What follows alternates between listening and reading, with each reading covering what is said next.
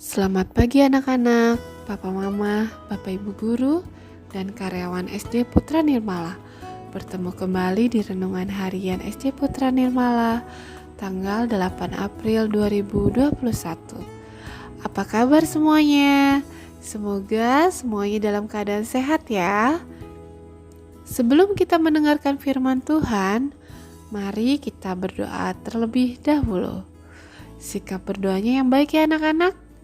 Lipat tangannya dan tundukkan kepala. Dalam nama Bapa dan Putra dan Roh Kudus, amin.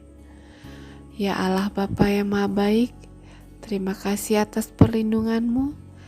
Sebelum beraktivitas, kami mohonkan bimbingan-Mu sepanjang hari. Kami mohon perlindungan-Mu untuk diri kami, untuk keluarga kami, dan untuk orang-orang yang kami sayangi, agar kami semuanya dihindarkan dari serangan virus corona. Dan berikanlah penghiburan bagi yang bersusah hati, sakit, dan menderita. Bimbinglah kami ya Bapa, supaya hari ini kami selalu berlaku sopan dan melaksanakan tugas-tugas kami dengan baik. Bantulah kami membuka diri, sehingga firman yang akan kami dengar betul-betul bisa kami hayati dan imani, serta bisa menghasilkan buah perbuatan yang berguna, tidak hanya bagi diri kami sendiri, tetapi juga bagi orang lain dan sesama kami. Utuslah Santo Santa pelindung kami, para malaikat pelindung, dan Bunda Maria sendiri, supaya dapat mendampingi kami sepanjang hari ini. Bacaan Injil diambil dari Lukas 24 ayat 35 sampai 48. Lalu kedua orang itu pun menceritakan apa yang terjadi di tengah jalan dan bagaimana mereka mengenal Dia pada waktu Ia memecah-mecahkan roti. Dan sementara mereka bercakap-cakap tentang hal-hal itu, Yesus tiba-tiba berdiri di tengah-tengah mereka dan berkata kepada mereka, "Damai sejahtera bagi kamu."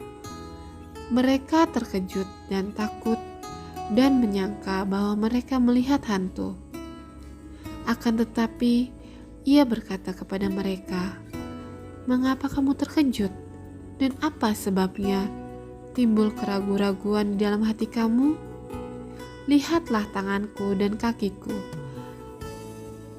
Aku sendirilah ini. Rabalah aku dan lihatlah, karena hantu tidak ada daging dan tulangnya, seperti yang kamu lihat ada padaku." Sambil berkata demikian, Ia memperlihatkan tangan dan kakinya kepada mereka. Dan ketika mereka belum percaya karena girangnya dan masih heran, berkatalah Ia kepada mereka, "Adakah padamu makanan di sini?" Lalu mereka memberikan kepadanya sepotong ikan goreng.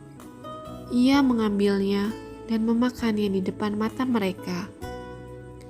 Ia berkata kepada mereka, "Inilah perkataanku yang telah kukatakan kepadamu ketika aku masih bersama-sama dengan kamu, yakni bahwa harus digenapi semua yang ada tertulis tentang aku dalam kitab Taurat Musa dan kitab Nabi-Nabi dan kitab Mazmur." Lalu Ia membuka pikiran mereka, sehingga mereka mengerti kitab suci. Katanya kepada mereka, "Ada tertulis demikian, Mesias harus menderita dan bangkit dari antara orang mati pada hari yang ketiga, dan lagi, dalam namanya berita tentang pertobatan dan pengampunan dosa harus disampaikan kepada segala bangsa. Mulai dari Yerusalem, kamu adalah saksi dari semuanya ini." Demikianlah firman Tuhan. Peristiwa kebangkitan Yesus terjadi secara tersembunyi dan sangat rahasia. Kitab suci juga tidak menceritakan bagaimana peristiwa kebangkitan itu terjadi. Yang kita tahu bahwa sesudah kebangkitan Yesus menampakkan diri kepada Maria Magdalena dan juga kepada semua murid dalam beberapa kesempatan. Yesus menampakkan diri kepada 2 orang murid dalam perjalanan ke Emmaus. Sesudah itu, ia juga menampakkan diri kepada semua murid. Saat mereka berkumpul dan membicarakan tentang peristiwa Emmaus, pada waktu itu Yesus mengingatkan muridnya akan nubuat ini. Mesias harus menderita dan bangkit dari antara orang mati pada hari ketiga. Dan kamu adalah saksi dari semua ini.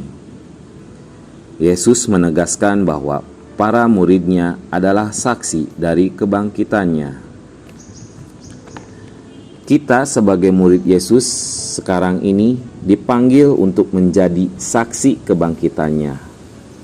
Kita dan para rasul sama-sama juga tidak melihat persis peristiwa kebangkitan itu. Meskipun demikian, kita diminta untuk menjadi saksi. Kita harus mengalami, melihat, dan meyakini dengan bukti kebangkitan Yesus dalam hidup kita. Kebangkitan Yesus tidak hanya bisa disaksikan dan dilihat pada peristiwa 2000 tahun silam, tetapi saat ini adalah pengalaman hidup secara nyata. Kita dapat mengalami dan merasakan bahwa Yesus hidup dan sungguh-sungguh kita dapat merasakannya dalam karyanya, dalam hidup kita. Itulah bukti dari kebangkitan kalau kita menemukannya dalam hidup. Jangan sampai kita menjadi saksi-saksi palsu yang memberi kesaksian tentang Yesus tanpa melihat secara nyata kebangkitan itu dalam hidup kita. Ya Allah, kuatkanlah kami agar mampu menjadi tanda kasih-Mu dalam persekutuan, sebab di dalam persekutuan iman kami semakin mengalami Engkau. Amin. Ya Tuhan Yesus, kami mengucapkan syukur atas berkat yang Kau berikan kepada kami. Kami akan memulai aktivitas kami ya Tuhan. Berkati kami dari pagi sampai siang nanti. Kami mohon berkat-Mu semoga menjadi berkat buat kami semua untuk menghasilkan sesuatu yang seturut dengan kehendak-Mu. Amin. Dalam nama Bapa dan Putra dan Roh Kudus. Amin. Terima kasih anak-anak sudah mendengarkan renungan pagi hari ini. Semoga bermanfaat buat kita semua untuk menjalani kehidupan kita yang penuh berkat. Terima kasih Tuhan. Semoga kita selalu diberkati. Tuhan memberkati kita semua. Amin. Sampai jumpa renungan berikutnya. Dadah.